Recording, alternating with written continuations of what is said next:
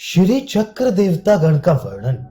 विधाता के कथन को सुनकर विश्वकर्मा ने फिर आदर पूर्वक पूछा, हे पितामह, मैंने शक्तियों के मंडल इस श्री चक्र का वर्णन सुना।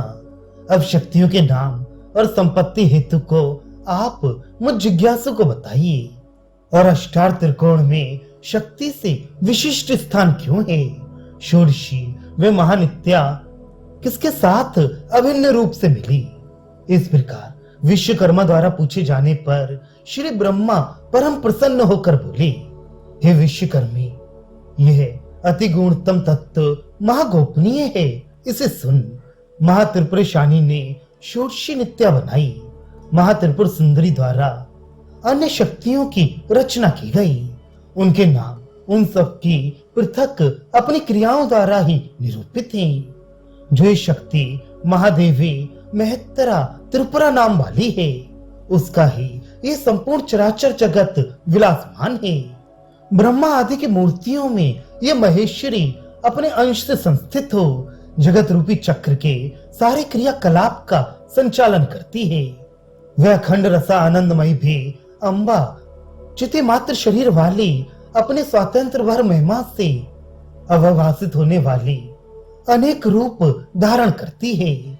जैसे सहस्त्र किरणों का समूह सतत गमनशील हंस रूप गगनमणि सूर्य नानाविध पृथ्वीमों में भासता है, और जैसे समुद्र एक होकर भी विविध रूपों में स्थित है। तरंग अर्थात विशाल लहरें, उर्मी लोल लहरें और झागों के रूप से एक ही अनेक रूप से है, वैसे ही ये भगवती नाना रूपों में स्थित है। जैसे दर्पण एक हो हजारों प्रतिबिंबों के सहित है, वैसे ये परमा देवी भी भेद रूपा और अभेद रूपा है। उसकी अंश रूपी शक्तियां अड़मा आदि कही गई हैं। उसके स्वातंत्र भर के कारण स्थूल रूप का धारण होता है। जो शक्ति जिस जिस क्रिया का कारण है, उसका नामकरण भी उसी प्रकार का है। इस प्रकार रची गई उन शक्तियों ने महामाया के प्रभाव से विमोहित होकर नीचे और ऊंचे भाव से स्वस्थान की प्राप्ति के लिए परस्पर स्पर्धा की। उन शक्ति चक्रों में परस्पर में विग्रह उपस्थित देख महादेवी की आज्ञा से त्रिपुर शक्तियों ने कहा, हे शक्तियों, अब तुम सब मेरा कथन सुनो। स्पर्धा तथा क्रोध करने वाली तुम देवियों के लिए यहाँ देवी के समीप स्थान दुर्लभ है, इसलिए अपनी तपस्या के द्वारा समुचित स्थान प्राप्त करो, अन्यथा नहीं। ये कहकर सबसे प्रथम उसी ने भले प्रकार अत्यंत अद्भुत तप किया। महात्रिपुर सुंदरी को तपस्या में लीन देखकर अन्य सभी शक्तियों ने खूब मन का निग्रह कर तपस्या की। इस प्रकार वहां शक्तिगढ़ के तप करते करते बहुत अधिक दीर्घ समय बीत गया। तब परा भगवती ने प्रसन्न होकर इस प्रकार कहा, हे पुत्रियों, मैं तुम्हारी तपस्या से संतुष्ट हूँ, तुम्हें अपने योग्य स्थान देती हूँ। ये कहकर महात्रिपुर सुंदरी ने उनके लिए स्थान बता दिए। परा ने महात्रिपुर सुंदरी को संपूर्ण चक्रों के ऊपर स्वामित्व दिया। अनंतर उन नित्य आत्म शक्तियों को त्रिकोण वाली भूमि पर पांचों के लिए प्रत्येक पार्श्व में स्थान प्रदान किया। नित्या षोडशी ने सम्मुख स्थान देने पर भी उसे अपनी इच्छा अनुसार अधिक नहीं माना। फिर उसने परम कठिन तप किया। इसी प्रकार कामेश्वरी और भगमालिनी ने भी अपने दिए स्थान को उपयुक्त न मानकर उत्तम तपस्या की। इस प्रकार शक्ति मंडल की इन शक्तियों द्वारा पूजन करने पर शिवा ने अपने को अकेली देख उसे उचित नहीं माना। तभी महात्रिपुर सुंदरी ने भगवती के अभिप्राय को जानकर भगवती त्रिपुरा के अंगों तथा आयुधों से 10 शक्तियां छोड़ी। उन्होंने छूटते ही महात्रिपुर सुंदरी से अपने रहने का स्थान पूछा। तब देवी ने कहा, तुम सब तपस्या द्वारा अपने स्थान को खोजो। तब पहले कही गई शक्तियों के साथ ही वे तपस्या करने लगी। फिर देवी ने स्वयं चारों ओर अपने को अकेली मानकर देखा। देखने से 4 शक्तियां आविर्भूत हो गईं। सभी स्वर्ण की आभा संपन्न पद्म धारण की हुई अत्यंत शुभ्र वस्त्र और जगमगाते आभूषणों से सजी हुई थी। हे विश्वकर्मन, सब शक्ति समूह को तपस्या करते देख वे भी तपस्या में मन लगाने चली गईं। परा ने चारों ओर फिर देखा तो 4 शक्तियां आविर्भूत हो गईं। ये पाश, अभय तथा वर मुद्राएं और अंकुश धारण की हुई, रक्तवर्ण के अंगों वाली तथा आभूषण धारण की हुई 3 नेत्र धारणी थी। अपने से पहले आविर्भूत शक्तियों को तपस्या में ही संलग्न देखकर वे भी तपस्या करने लगी। तब फिर अन्य शक्तियों की रचना परा ने की। ये पाश, पुस्तक, माला और अंकुश धारण करी हुई रक्तवर्ण के आभूषणों से विशेषतया सजी हुई थी। फिर पराम्बा ने स्फटिक की कांति वाली उतनी ही शक्तियां बनाई। पाश, अभय एवं वर मुद्राएं तथा अंकुश धारणी इन्होंने तप में स्वयं को लगाया। फिर उतनी ही रक्तवर्ण की आकृति वाली और विभूषण धारणी थी। उन्होंने भी अपने सामने शक्तियों को तपस्या करते देख तप में ही रत होना निश्चित किया। उन सबकी पूर्ण प्रौढ़ता को प्राप्त हुई तपस्या को देखकर त्रिपुरेश्वरी ने उस नित्या षोडशिका से कहा, हे वत्सी, तू अपना अभीष्ट वर मांग। उसने अन्य सब स्थिति को बहुत ही अल्प समझकर सायुज्य एक रूपता प्राप्ति ही मांगी। वहां पराशोडशी ने उस पराम्बा भगवती के साथ सायुज्य प्राप्त कर लिया। जो देवी के अपने अंग से 4 शक्तियां हुई, वे 5 प्रकार की उदित शक्तियां बनी। उनमें स्वयं 5वीं बनकर उन सब पर संतुष्ट हो विराजमान आस्थित हो गईं। उन्हें 5-5 के क्रम से 5 नामों द्वारा पृथक पृथक संज्ञा दी गई। आदि शक्तियों में प्रथम रत्नेश्वरी का पद, उसके बाद कामधेनुता, फिर कल्पलतेशी, फिर कामेश्वरी पद व अंत वाली शक्ति को लक्ष्मीश्वरी नाम दिया और शक्ति वृंद के अनंतर उन्हें स्थिति बता दी। प्रत्येक को शिवा ने शक्ति सहस्त्रों की ईश्वरता दे दी। वे रत्ना, कामदुधा, कल्पलता, कोशा की आख्या एवं लक्ष्मी समाख्या वाली शक्तियां थीं।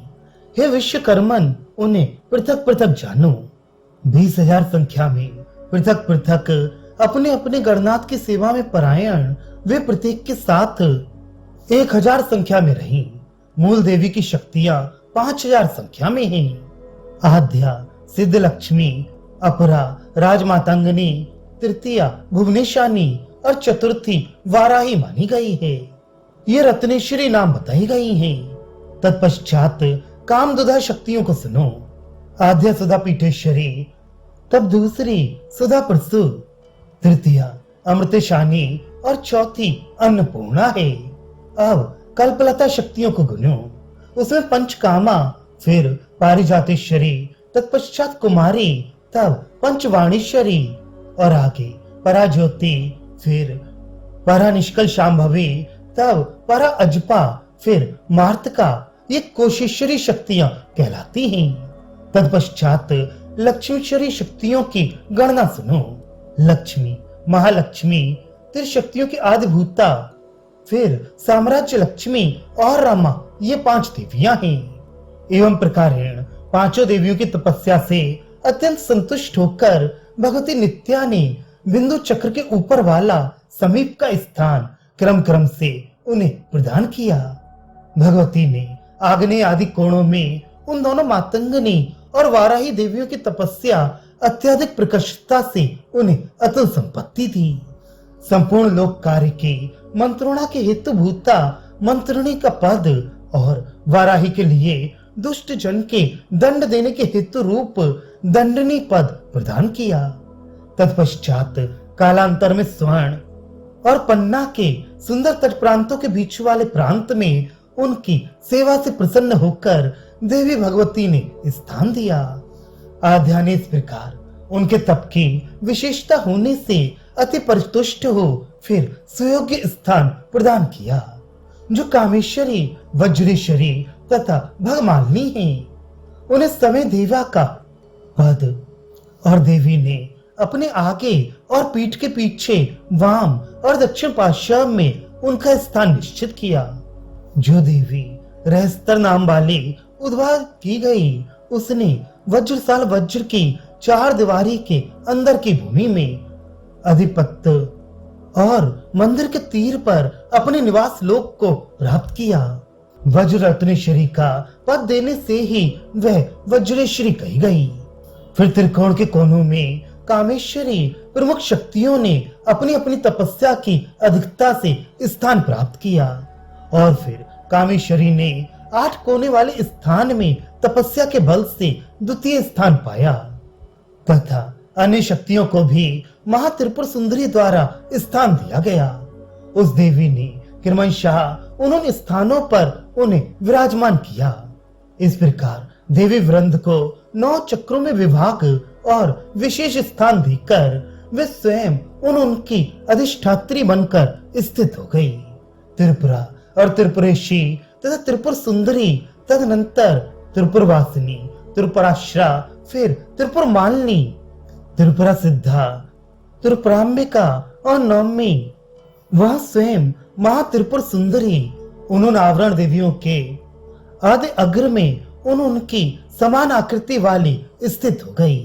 ये सभी शक्तियां मूल देवी की ओर सम्मुखीन हो स्थित हैं। अनंतर ब्रह्मा आदि ने संपूर्ण श्री चक्र को शक्ति गणों से आवृत देख इसे उचित न मानकर भगवान दिव्य रूप कामेश से प्रार्थना की, हे देव षडेश्वरी संपन्न कामेश, आप भी अपने अंश से शिवाकार परवार रखिए, क्योंकि इसे हम समुचित नहीं मानते कि केवल मात्र शक्तिगण की स्थिति हो जो असमीचीन है। अनंतर कामेश्वर देव ने अपने अंश से और शक्ति के अंश से दोनों के समान अंश से 4 मित्रीश, षष्ठीश, उड्डीश एवं चर्यानाथ नामक देवगण की रचना की। ये स्फटिक के समान स्फीत आवा वाले पुस्तक, अभय, वर और ज्ञान मुद्राधारी, शरीर पर श्वेत वस्त्र धारण किए, 3 नेत्र वाले रक्तवर्ण की शक्तियों के सहित सभी पद्मासन से समान रूप से आसीन प्रसन्न मुख मुद्रा धारण किए और नेत्रों में प्रसन्नता के भाव बरसाई स्वरूप से संपन्न थी। कामेश ने उन शक्ति मंत्रों के गुरुजनों को शांत शरीरधारी बनाया। उन्हें कामेश्वर ने कहा कि तुम पृथक पृथक विद्याओं के गुरुओं को रचो। अनंतर आद्य ईश्वर ने दिव्य नाम वाले, द्वितीय ने सिद्ध नामक और तृतीय ने मानव आख्य गणों की क्रम से रचना की। 7, 4 और 9 संख्या वाले सर्व विद्या गुरु एवं 9 नाथों को जो काल मूर्ति महाप्रभा संपन्न थे, उन्हें चतुर्थ ईश ने रचा। इस प्रकार गुरु मंडल की क्रमिक रचना हुई। आगे त्वरिता ने भी उग्रतर तपस्या कर पृष्ठभाग को प्राप्त किया। वहां 3 पंक्तियों में दिव्य, सिद्ध और मानव गुरुओं के मंदिर स्थित हैं। वहां पूर्ण उपासना विधि से शास्त्रों में प्रतिपादित विधि के अनुसार त्रिपुरा परमेश्वरी की आराधना कर साधक गण उस आत्यांतिक परम पद को प्राप्त करते हैं। ब्रह्मा जी कहते हैं, हे विश्वकर्मा, इस प्रकार तुझे जो अत्यंत महागूढ़तम रहस्य पूछा गया था उसे बताया।